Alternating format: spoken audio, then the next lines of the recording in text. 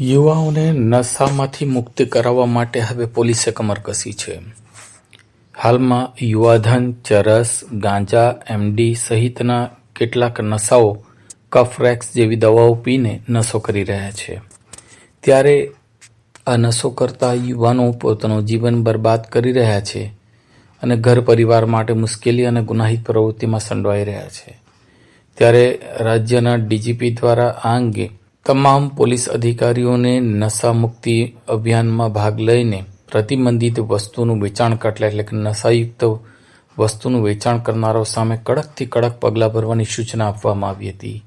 જેને લઈને ભરૂચ એસઓજી પોલીસની ટીમ દ્વારા આ મામલે સઘન ચેકિંગ હાથ ધરવામાં આવી હતી. જેમાં પોલીસને ભરૂચ શહેરમાં ગોગો પેપર અને રોલિંગ પેપરના વેચાણ કરનારા 2 દુકાનદારો મળી આવ્યા હતા. આ રોલિંગ પેપર અને ગોગો પેપર એ નશો કરવા માટે ઉપયોગમાં લેવામાં આવતો હોવાનું બહાર આવ્યું હતું.